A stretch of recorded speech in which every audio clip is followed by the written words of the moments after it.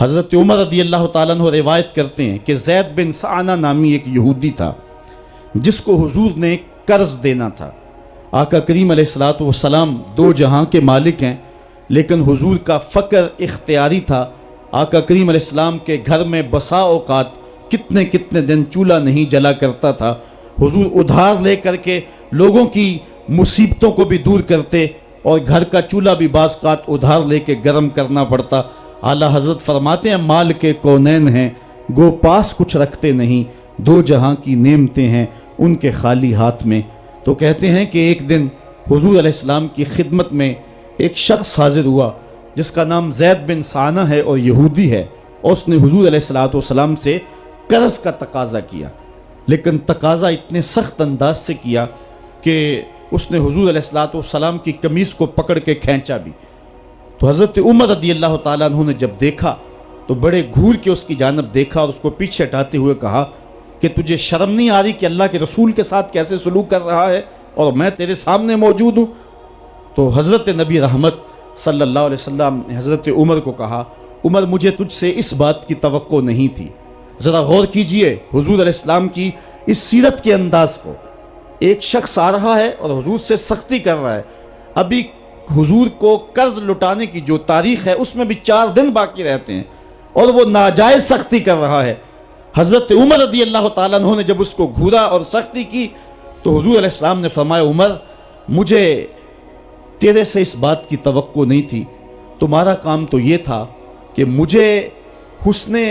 ادا کی تلقین کرتے کہ اچھے انداز سے قرض واپس کرو، اور اس کو جو ہے وہ نرمی کی تلقین کرتے، اور پھر آقا کریم علیہ السلام نے فرمایا اس کا قرض ادا کر دو، اور اے عمر جو تم نے اس کو گھورا ہے اس کے بدلے میں 20 وسق زیادہ کھجوریں بھی تم اس کو دو گے۔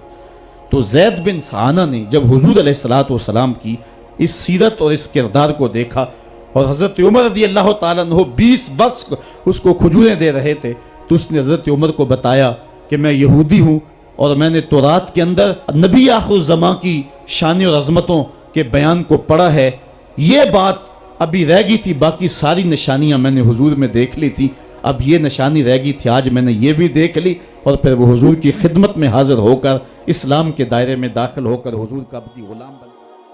حضرت معاذ بن جبل رضی اللہ تعالیٰ عنہ فرماتے ہیں کہ ایک دن حضور گلی سے گزر رہے تھے اور میں ایک جانور کی کھال اتار رہا تھا، اور مجھے کھال اتارنے کا طریقہ نہیں تھا، مجبوراً مجھے کھال اتارنا پڑی۔ تو حضور گزرے تو مجھے دیکھا کہ معاذ بن جبل کو کھال اتارنا نہیں آ رہی، تو حضور رک گئے اور آقا کریم نے فرمایا معاذ ٹھہرو ذرا میں تمہیں بتاتا ہوں کہ بکری کی کھال کیسے اتاری جاتی۔ اور آقا کریم آگے بڑھے اور حضور نے خود جو ہے وہ کھال اتاری، اور پھر مجھے فرمایا معاذ ایسے کھال اتارا کرتے ہیں۔ آج ہم اپنے بڑے پن کو اور اپنی عظمت کو اس انداز سے لوگوں کے سامنے رکھنا چاہتے ہیں کہ ہم جو ہے وہ ٹشو کا ایک ٹکڑا بھی نہیں پکڑ سکتے، اور وہ بھی پکڑانے کے لیے ہمارے پاس ایک خادم موجود ہوتا ہے۔ لیکن آقا کریم علیہ السلام کی زندگی اور حضور علیہ السلام کی سیرت کی سادگی کا حسن اور جمال یہ ہے کہ حضور اپنے کپڑوں کو خود مرمت کر لیتے ہیں اور اپنے دیگر کام خود کرتے ہیں اور بطیب خاطر کرتے ہیں، اور اس میں کوئی چیز اپنے لیے شرمندگی کی محسوس نہیں کرتے ہیں۔ حضرت حسن رضی اللہ تعالی عنہ حضور علیہ السلام کے نواسے بھی ہیں اور آقا کریم علیہ السلام کی صحابیت کا شرف بھی پایا ہے۔ کہتے ہیں کہ کانا یجلس علی الارض، حضور علیہ السلام کی سیرت یہ ہے کہ حضور زمین پہ بیٹھ جاتے تھے، زمین پر بیٹھنے میں حضور شرمندگی محسوس نہیں کیا کرتے تھے، اس کو اپنے سٹیٹس کے خلاف نہیں سمجھا کرتے تھے، زمین کے اوپر حضور بیٹھ جایا کرتے تھے، اور فرماتے ہیں وَيَطْعَمُ، اور زمین کے اوپر بیٹھ کر کے حضور علیہ السلام کھانا تناول فرمایا کرتے تھے۔ حضور کی عادت یہ تھی کہ آقا کریم جب بھی کھانا کھاتے تو حضور جھک کر کے کھانا کھاتے۔ فرماتے ہیں کہ میرے پاس ایک فرشتہ آیا جو کعبۃ اللہ کے صحن میں کھڑا تھا، اور اس کی کمر کعبۃ اللہ کی چھت کے برابر تھی، اتنا اس کا قد تھا، اور اس نے مجھے کہا کہ آپ اگر چاہیں تو آپ کو نبی اور بادشاہ بنا دیتے ہیں، اور آپ اگر چاہیں تو آپ کو عبد اور نبی بناتے ہیں۔ تو فرماتے ہیں کہ میں نے جبریل کو دیکھا، اور جبریل مجھے اشارے سے تواضع کا حکم دے رہے ہیں، تو میں نے عرض کی کہ میں نبی اور عبد بننا چاہتا ہوں۔ تو جب یہ بات حضور نے کہی تو فرمایا عائشہ اگر میں نبی اور بادشاہ بنتا تو یہ جتنے بھی پہاڑ ہیں یہ سونا بن کے میرے ساتھ چلتے، لیکن میں نے اس بات کو اختیار نہیں کیا۔ اور اس کے بعد حضور علیہ السلام جب بھی کبھی کھانا کھاتے تو حضور جھک کر کے کھاتے،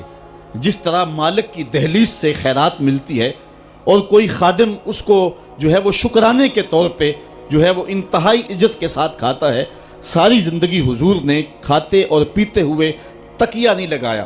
ہاتھ میں پلیٹ پکڑ کے اکڑ کے یا ٹہل کر کے یا جو ہے وہ بالکل سیدھے ہو کے نہیں، تھوڑا سا جھک کر کے بغیر تکیے کے حضور علیہ السلام کھانا کھانا پسند فرمایا کرتے تھے، اور فرماتے میں اس طرح کھاتا ہوں جس طرح بندے کھاتے ہیں، اور میں اس طرح بیٹھتا ہوں جس طرح اس کے عبد اور اس کے بندے بیٹھتے ہیں۔ یہ حضور علیہ السلام کا طریقہ ہے۔ ایک دن آقا کریم علیہ السلام ایک چٹان کے اوپر بیٹھے تھے اور حضور علیہ السلام قدید کھا رہے تھے۔ یہ خشک گوشت جو کر کے اس کو بعد میں جب پکایا جاتا ہے تو اس کو قدید کہتے ہیں، یا سرید تھی، حضور کھا رہے تھے۔ تو ایک خاتون وہ گزری اور اس کے بارے میں اہل علم کہتے ہیں کہ وہ بڑی زبان دراز تھی اور وہ مردوں کو بھی ایسی ایسی باتیں کرتی کہ لوگ جو ہے وہ اس کی شر سے بچا کرتے تھے۔ تو اس نے کہا کہ آپ تو ایسے کھا رہے ہیں جس طرح کے عبد کھاتے ہیں۔ تو حضور علیہ السلام نے فرمایا اگر میں عبد نہیں ہوں تو کون عبد ہے؟ فرمایا میں سب سے بڑا عبد ہوں۔ تو جب یہ بات سنی تو اس کے قدم رک گئے اور اس نے حضور علیہ السلام کی خدمت میں عرض کی کہ حضور آپ پھر اکیلے ہی کھا رہے ہیں، مجھے بھی کھلائیں۔ تو حضور نے ایک لقمہ اٹھایا، فرمایا لو تم بھی کھا لو۔ تو اس نے کہا یہ نہیں، بلکہ جو آپ کے منہ میں ہے میں وہ کھانا چاہتی ہوں۔ تو حضور علیہ السلام نے اپنے منہ کا نوالا نکال کر کے اس کے منہ میں ڈال دیا۔ تو کہتے ہیں کہ اس کے بعد کبھی بھی اس کی زبان پر کبھی فحش بات آئی نہیں تھی۔ حضور کے جوتے کی وہ برکت تھی اور اس کا وہ فیضان تھا کہ اس کے اندر ایسی روشنی ہو گئی۔ پہلے وہ سخت لعان تھی، گالیاں دینے والی تھی اور فحش گفتگو کرنے والی تھی، لیکن حضور علیہ السلام کے جوتے کی برکت سے اللہ تعالیٰ جل شانہ نے اس کی زبان کو حسن بھی دے دیا اور جمال بھی عطا فرما دیا۔ تو حضور علیہ السلام کی عادت تھی کہ آقا کریم زمین پہ بیٹھ کے کھاتے، جھک کے کھاتے، فرماتے میں ایسے کھاتا ہوں جس طرح عبد کھاتے ہیں۔ وَيَلْبَسُ الْغَلِيظ، اور آقا کریم علیہ السلام موٹے کپڑے پہنتے تھے، باریک ترین کپڑے پہننے سے حضور نے گریز کیا ہے۔ اور یہ وَيُطِيلُ الصَّلَاةَ، اور حضور کی نماز لمبی ہوا کرتی تھی۔ وَيُقَصِّرُ الْخُطْبَةَ، اور خطبہ حضور مختصر فرمایا کرتے تھے۔ وَلَا يَانِفُ أَن يَمْشِيَ مَعَ الْأَرْمَلَةِ وَالْمِسْكِينِ فَيَقْضِي لَهُ الْحَاجَةَ، اور حضور علیہ السلام اس بات میں کوئی شرمندگی محسوس نہیں کیا کرتے تھے کسی مسکین، کسی لاچار، کسی بیوہ، کسی یتیم اور کسی مسکین کے ساتھ چلیں اور اس کے کام آئیں اور مصیبت میں اس کا دکھ بانٹ دیں اور اس کی حاجت کو حضور پورا فرما دیں۔ یہ حضور علیہ السلام کی سیرت کے وہ روشن پہلو ہیں کہ آقا کریم علیہ السلام کی سیرت زمانے کے سامنے ایسا نور بانٹتی ہے، ایسے اجالے پھیلاتی ہے۔ ایک شخص نے حضور علیہ السلام سے وعدہ کیا کہ آپ یہاں رکیں اور میں ابھی آتا ہوں، تو آقا کریم علیہ السلام اس کے انتظار میں وہاں رکے۔ 3 دن گزر گئے اور وہ نہ آیا، چونکہ حضور وعدہ کر چکے تھے کہ میں تیرے آنے تک یہاں رہوں گا۔ تیسرے دن اس کو جا کے یاد آیا تو وہ واپس پلٹا، تو آقا کریم نے جواب میں صرف اتنی بات کہی، آپ نے فرمایا یا فتیٰ قد شککت علیہ، اے نوجوان تو نے تو مجھ کو مشقت میں ڈال دیا۔